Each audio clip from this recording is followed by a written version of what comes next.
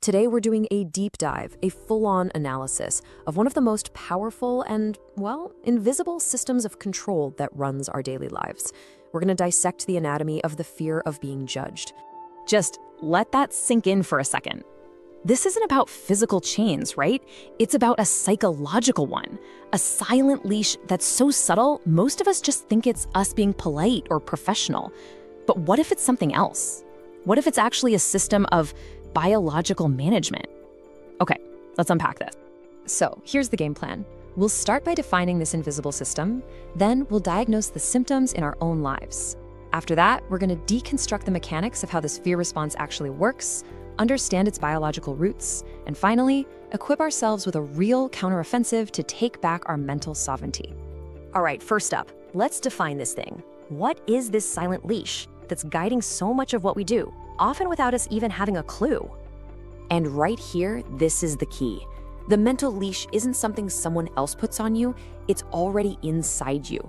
It hijacks our most basic, fundamental drive, the need to belong to the tribe, and it turns it into a weapon against us. You know that feeling of anxiety when you're about to disagree with the group? That's not just nerves. That's the leash, pulling you back in line, making sure your personal sovereignty, your ability to think for yourself, always comes second to what the group wants. Okay, I know this all sounds a bit abstract, so let's bring it down to earth. Let's talk about the fawn prison, the cage that's built from this fear. And let's see if we can spot the symptoms in our own lives. I mean, you know this feeling, right? An idea is on the table and your brain immediately spots the fatal flaw. You've got the counter-argument ready to go, the data's right there, but when you try to speak, nothing. It feels like a literal clamp on your throat. And listen, that's not you being weak or failing. That's biology. It's symptom number one. Or how about this one? This might be the most common one of all. You're sitting in a room, watching a total train wreck unfold in slow motion, and you're not just silent, you're actually nodding along. Maybe you even say, yeah, sounds good, all because you don't want to rock the boat. You're trading actual success for a little bit of temporary, fragile peace. So there's actually a clinical name for this behavior, social fawning. It's the perfect term because it captures the transaction that's happening. In that split second, your brain literally makes a trade. It sells your truth, what you actually think, for the feeling of safety you get from just fitting in. And every single time you make that trade, your executive sovereignty, your ability to be the CEO of your own mind, it just wears away little by little. And here's the real cost, the long-term damage of doing that over and over. It's like you're handing the group a remote control to your own behavior. They can make you do anything with just a sideways glance. The end result? It's something called status atrophy. Your ability to lead, to have an impact, it just withers away until you basically become a ghost in your own life, defined only by what you're trying to avoid. All right, we've defined the problem, we see the symptoms. Now we switch gears. Time to get strategic. To take a machine apart, you have to know how it's built. We're going to deconstruct the 4-stage feedback loop that powers this entire system. This right here, this is the engine, the evaluation submission loop. It all happens in a split second, totally under the radar of your conscious mind. It starts with a scan, it triggers an alarm, it defaults to compliance, and then it gets locked in by a trap. Let's pull this thing apart piece by piece.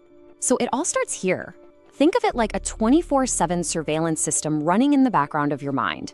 Your brain is just constantly running these little simulations. If I say this, what will they think of me? If I do that, how will they react? It's a threat detection system, and it's calibrated to see independence, any move away from the group's opinion, as a danger. And you can't just switch it off. It's a feature, not a bug, from an evolutionary point of view. The second that scan flags a potential threat, like, say, the idea of disagreeing in that meeting, bam, the physical alarm goes off. And this is so important. This happens before you even have time to think about it. The racing heart, that pit in your stomach, the sweaty palms, that's your ancient survival wiring firing up. And it doesn't know the difference between a tiger in the grass and a disapproving coworker. To your nervous system, a threat is a threat. Look, that physical alarm feels terrible, right? It's pure distress. And your brain wants just one thing: make it stop. Now. And the fastest way to do that is to get rid of the threat. So what do? You comply. Instinctively. You bite your tongue, you nod, you make yourself smaller. That's the submission pivot. That is the exact moment you hand over control. And here it is, the punchline. This is where the trap snaps shut. Because you complied, nothing bad happened. The mating went on, nobody gave you a dirty look, the threat went away. Your brain gets this flood of relief. And in that moment, it learns this simple but incredibly dangerous equation. Obedience equals survival. Submission equals safety. And every time you go through that loop, that wiring just gets a little bit stronger, making it that much harder to break free the next time. Okay, so why is this loop so damn powerful? Why does the fear of what someone might think feel so physical, so real? To get that answer, we've got to go deeper into the biology of how our brains actually process pain.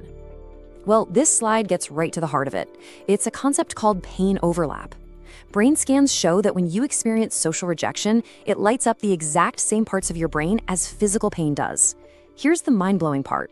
To your brain, there is literally no difference between touching a hot stove and getting a dirty look. Pain is pain, period. And this biological fact is what gives sociometer theory its teeth. Basically, the theory is that our self-esteem acts like a gauge, like a status dashboard that's constantly checking in. Am I safe? Am I valued? Am I in or out of the group? When that dashboard is showing green lights, we feel good. But when it flashes red with disapproval, that's when the pain alarm goes off, telling us our survival is at risk. So all of this wiring creates this really dangerous mental shortcut, the heuristic of inclusion. Our brain just defaults to this simple rule. Being liked is the same as being safe. But here's the problem. This shortcut doesn't care if you're being authentic. It just wants you to be included, even if it means you're liked for a total lie. And let me tell you, being safe because you're liked for a lie, that is the most dangerous kind of safety you can find. Okay, we've taken the machine apart, we see how it works, we know the biology behind it. Now, we shift from analysis to action. How do we fight back? This section is all about the toolkit for dismantling that submission loop and reclaiming your own cognitive anchor. This right here, this is the core idea, the big mindset shift you have to make. The fear of being judged keeps you in this state of constant passive vulnerability. The counterattack begins when you decide to be vulnerable, on purpose. You choose when and where to take social risks. You stop being a passenger to your fear and you start driving. So here's your first practical tool. It's called metacognitive labeling. The second you feel that throat lock, that racing heart, you just name it. You step back and you say to yourself, okay, that's my ACC firing up. That's a social threat alert. It's a biological reflex from 1 million years ago. It is a reflex, not a command.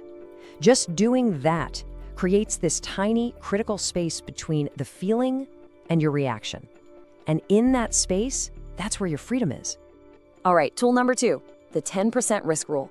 See, your brain has learned this false lesson that any social friction is a death sentence. You have to teach it otherwise. You do that by taking one small, calculated social risk every day.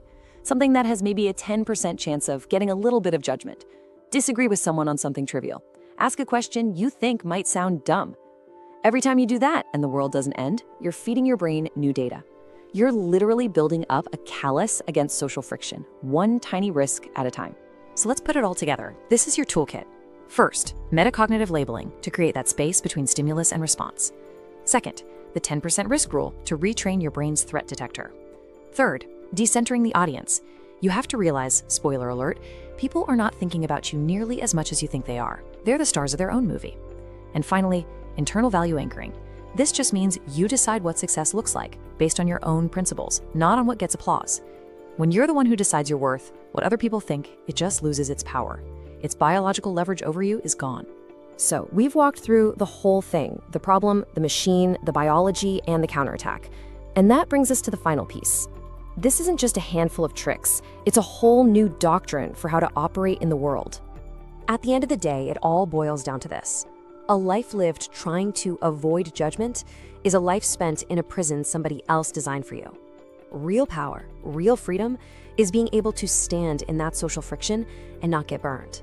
It's about understanding the biological pull of the leash, but choosing not to follow it. Once you're aware of the system, it starts to fall apart. So stop asking for permission to have an opinion, to exist. Anchor in your own logic. That's how you cut the leash for good.